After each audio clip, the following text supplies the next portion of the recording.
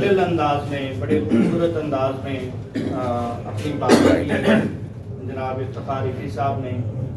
اب درخواست ہے محمد جواد صاحب سے کہ وہ اپنے حصے کی بات کریں.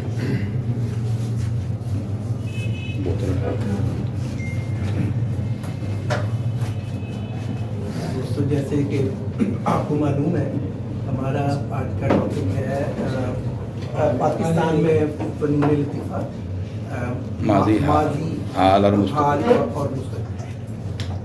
تو اس میں پہلی بات یہ ہے کہ جو ماضی تو بڑا شاندار ہے مگر یہ وہ نسل تھی کہ جس نے برٹش انڈیا میں آنکھ کھولی اور گریجولی پھر پارٹیشن کے بعد وہ ادھر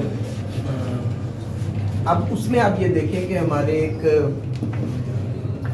صاحب نے آسکر ایوارڈ لے لیا, ستیہ جیت رائے ان کا نام. یہ ہم غلطی سے یہ کہتے ہیں اصل میں تو انگریزوں کے لیے مسئلہ ہے, ہمیں رائے ہی کہنا چاہیے. ستیہ جیت رائے وہ 1955 میں شاید پیتھر پانچالی کے بعد تو وہ آسکر ایوارڈ لیا. 1913 میں رابندر ناتھ ٹیگور نے نوبل پرائز بنگالی وہ بھی بنگالی تھا. اچھا اب یہ اتفاق نہیں ہے کہ آسکر ایوارڈ یافتہ آدمی اور نوبل پرائز یافتہ بنگالی ہے. انگریز کا انٹریکشن بنگال سے باقی قوموں کی نسبت میرے خیال تو 100 سال پہلے سے زیادہ بہت. اس سے ایک نتیجہ نکال سکتے ہیں, میرا تعلق فلسفے سے ہے, لاجک اور کریٹیکل تھنکنگ سے.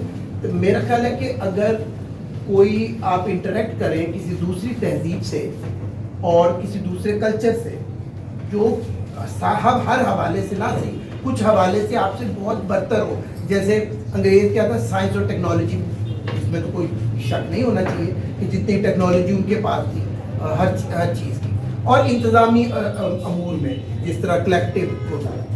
تو مجھے لگتا ہے کہ ایک انسیکیورٹی پیدا ہوتی ہے اس سے دوسرے فرد کو. یہ انسیکیورٹی تخلیقی طور پر بڑی ٹھیک رہتی ہے. میں نے ستیہ جیت رائے کے بارے میں مجھے انٹرسٹ ہے تو میرے خیال میں نے کوئی ڈاکومنٹری اس کی چھوڑی نہیں. وہ ان کی ساری ٹیکنیک تھی وہ ہالی ووڈ کی فلموں سے ہی لی تھی, اور وہ کہتے ہیں کہ میں نے ایک فلم جو ہے وہ بہت زیادہ دفعہ تو ایک وہ بائسیکل تھیوز ایک فلم تھی وہ کہتے ہیں 50 دفعہ دیکھی ہے. اچھا اب اس میں انہوں نے انگریزوں سے بلکہ امریکن سے ہی گریجولی یہ سیکھا کہ کیمرہ کیسے موو ہوتا ہے, کٹ کیا ہوتا ہے, ڈیزالو کیا ہوتا ہے, اس میں فرق کیا ہوتا ہے, ایڈیٹنگ کیا ہوتی ہے, مگر اس میں کانٹینٹ انہوں نے اپنا بنگال ہی کا دکھایا. تو پھر یہ ایک انٹریکشن ہے. اسی طرح رابندر ناتھ ٹیگور نے ان کو سارا کچھ انہوں نے لکھ دیا ہے, انہوں نے بہت کچھ انگریزوں سے سیکھا مگر اپنی جو کلچرل جو تھی ان کی, اور خاص طور پہ میوزک میں جس طرح وہ اپنا فوک کلچر وغیرہ کیا ہے. تو مجھے ایسے لگتا ہے کہ ہمارے فنون لطیفہ میں بہت جو بڑے لوگ ہوئے ہیں صحیح معنوں میں, جیسے ٹیگور ہیں, ستیہ جیت رائے ہیں, فیض صاحب ہیں, اقبال ہیں, اور نہرو کو دیکھیں, دوسری طرف بھی دیکھیں مولانا آزاد کو دیکھیں, گاندھی جی کو دیکھیں. تو یہ پہلی بات تو یہ کہ یہ سارے کچھ ملٹی ڈائمینشنل قسم کے جینیس تھے, کسی ایک شعبے تک محدود نہیں تھے, اور اگر ایک شعبے میں بھی کام کر رہے تھے تو ان کو بہت کچھ دوسرا معلوم ہوتا تھا. اور جس جگہ نے آنکھ کھولی تھی وہ multi racial, multi religious, multi cultural, اس میں اس دوسرے کلچر کے دوسری تہذیب کے ساتھ کئی دفعہ ایک کانفلکٹ ہوتا ہے, ایک تصادم ہوتا ہے, آپ انسیکیور ہوتے ہیں, اپنے عدم تحفظ کا شکار ہوتے ہیں, اور اس کے متعلق کوئی فیصلہ کرتے ہیں. پارٹیشن کے بعد یہ سب ختم ہو گیا. انتظار صاحب کا ایک فکرہ یاد آ رہا ہے, انہوں نے کہا کہ تقسیم کے بعد مسلمان ایک تہذیبی خوف کا شکار ہو کے اپنے اندر ہی گھستے چلے گئے. یہ ٹھیک بات ہے, یعنی جب آپ دیکھیں گے کہ مجھ سے مختلف لوگ ایگزسٹ کرتے ہیں, ایک بڑا ایکسپوجر تھا. آپ اقبال کو دیکھیں, ریکنسٹرکشن بہت سے لوگوں نے نہیں پڑھی ہوتی, میں نے دیکھا ہے. 1938 میں ان کی ڈیتھ ہو گئی ہے, تو 32-33 تک وہ ہوگا. اچھا وہ نیوٹن ڈسکس ہو رہا ہے, آئنسٹائن ڈسکس ہو رہا ہے, فرائڈ ڈسکس ہو رہا ہے, انٹرپریٹیشن آف ڈریم ڈسکس ہو رہی ہے, بایولوجی, مارکس, میتھمیٹکس ڈسکس ہو رہا ہے. تو وہ ایک اس زمانے میں یہ تھا کہ مختلف لوگوں کو ایک انٹریکشن زیادہ تھا اور مختلف علوم و فنون کا ایک، اور مجھے ایسے لگتا ہے کہ ان کے جو کریٹو ایمبیشنز بھی بہت ہائی تھے. میں مصوری میں سے آپ کو ایک دو مثالیں دیتا ہوں. پارٹیشن کے بعد اگر کوئی کہے کہ ہمارے پہلی قطار کے مصور کون تھے تو وہ سب کو، ویسے میرے اسٹوڈنٹ کو تو یہ سب نہیں پتا. ایک دفعہ میں نے پی ایچ ڈی کے اسٹوڈنٹ سے کہا کہ پاکستان کا قومی شاعر کون ہے، تو سمجھے کہ مذاق کر رہا ہوں. اقبال. قومی مصور کون ہے؟ تو نہیں پتا. میں نے کہا یہ چغتائی صاحب کو کہتے ہیں اور ان عبد الرحمان چغتائی اور ان وجوہ کے باعث کہتے ہیں. احمد پرویز کا آج کی نسل نے نام نہیں سنا. احمد پرویز آؤٹ اسٹینڈنگ مصور ہے پارٹیشن کے فوراً بعد. اچھا احمد پرویز کیسے بنتے ہیں؟ وہ کرسچن پاکستانی فیملی میں پیدا ہوئے. پہلے ان کا نام مائیکل تھا، پھر ان کے والد نے اسلام قبول کیا تو، اور کچھ ہی عرصے بعد انہوں نے محسوس کیا کہ جہاں پر پینٹنگ کی میری سکھلائی میں وہ بات نہیں ہو رہی تو وہ لندن چلے گئے. لندن سے وہ پیرس گئے. اگین ہم دیکھتے ہیں کہ ایک بڑا ایکسپوجر ہے. دوسرا بہت بڑا آدمی پینٹنگ میں آپ کو معلوم شاکر علی. تو شاکر علی جو تھے وہ مارکسسٹ بھی تھے اور وہ لندن گئے، پیرس گئے، پھر چیکوسلواکیہ گئے. اس وقت ذرا ادھر ان کی کافی سرویلنس ہوتی رہی، پھر وہ یہاں بھی آ گئے تو ان کو کافی خفیہ والے چیک کرتے رہے. کہنا مقصود یہ ہے کہ پاکستان میں فنون لطیفہ اور ماضی بہت بہت بڑے لوگ نظر آئے. آپ موسیقاروں میں خواجہ خورشید انور، آپ آج امیجن کر سکتے ہیں کہ کوئی آدمی ایم اے فلسفہ ہو اور ادب اور شعر کو اچھے طریقے سے جانتا ہو، فلمیں لکھے، فلمیں ڈائریکٹ کرے اور اس کے بعد سب سے بڑا موسیقار بھی کرا. یہ کسی ایک فیلڈ تک محدود نہیں تھے، یہ ملٹی ڈائمینشنل تھے. ان کو اس چیز کا خوف نہیں تھا کہ میں کوئی ایک سے زیادہ کام کروں گا تو مجھے لوگ کیا کہیں گے اور کیا نہیں کہیں گے. ان کا جو انٹریکشن تھا وہ ظاہر ہے ایک بعض والوں سے ایک اپنے سے بڑھ کر سویلائزیشن کے ساتھ بھی تھا، اور یہ بھی نہیں کہ وہ سارے اس کے بالکل قائل تھے. اب اقبال کی جو ریکنسٹرکشن ہے یہ ایک مجھے جتنی سمجھ آئی ہے، یہ ایک کتاب ہے کہ ویسٹرن سویلائزیشن کا ہندوستانی نوجوانوں پہ کیا اثر ہے اور اس کی تہذیب سے ہم غیر ضروری اثر ایسا کریں کہ نہ لیں اور وہ صرف وہ چیزیں لیں جس کو ہم اپنی ڈیولپمنٹ کے لیے استعمال کر سکتے ہیں. یہاں مجھے یہ بھی یاد آ رہا ہے پچھلے دنوں ٹی وی پہ گاندھی صاحب سے ایک نوجوان نے پوچھا کہ اقبال کو کہتے ہیں کہ یہ جوانوں کو پیروں کو استاد کر اور نوجوانوں کی بات کرتے ہیں. تو پھر انہوں نے اتنی مشکل کتاب کیوں لکھ دی، یعنی he was talking about reconstruction. تو جاوید صاحب کا جواب بڑا اچھا تھا. انہوں نے کہا کہ انگریز کو جاننا ہوگا تو اس کی سڑک پہ نہیں کھڑے ہوں گے، اس کا فلسفہ ہی جانا. اس زمانے کے ایک صاحب استاد دامن، تھینکس ٹو انٹرنیٹ وہ مل جاتا ہے.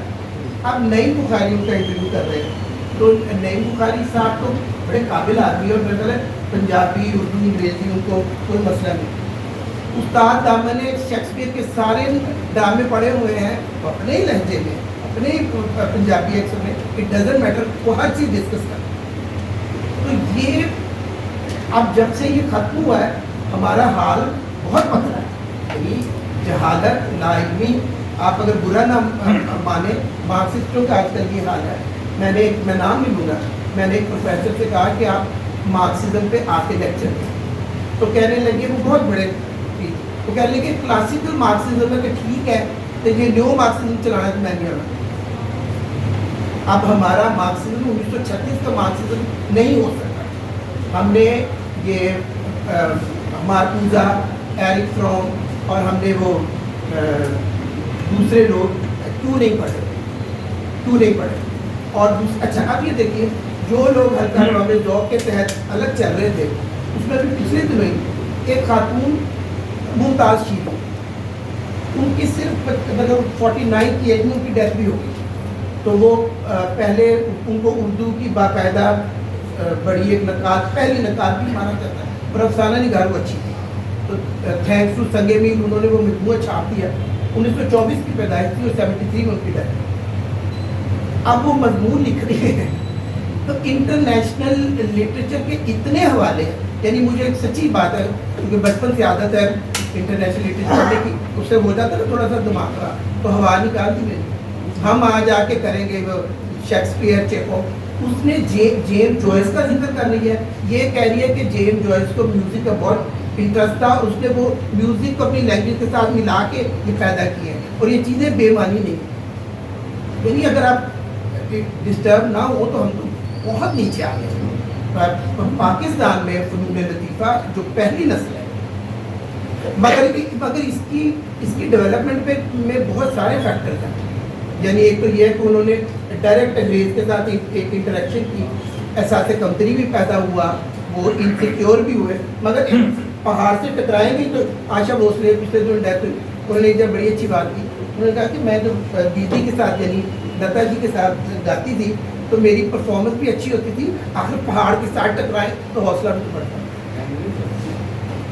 تو یہ اچھا, اور یہ لوگ ایک دوسرے, اب شاکر علی ہے, شاکر علی بنیادی طور پر پینٹر ہے, مگر آپ کو معلوم ہے کہ وہ پاک کے ہاؤس میں کتنا زیادہ آتے تھے. امارت علی خان کے ساتھ گھوٹتے بیٹھتے تھے, ناصر کاظمی ساتھ کے مل کے وہ شغل کرتے تھے. اور ان کو یہ کتنا انٹریکشن ہے ان کا.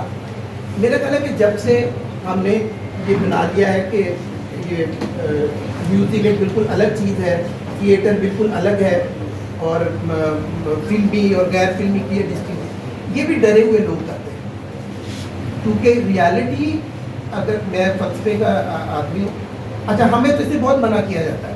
مگر مجھے پاپر کی ایک اسٹیٹمنٹ یاد آ گئی. کارل پاپر, ابھی کل کی بات ہے, 1994 تک یہ بندہ زندہ تھا, تو اس نے کہا کہ اسپیشلائزیشن میں بھی a great temptation for a scientist, for a philosopher it is a mortal sin.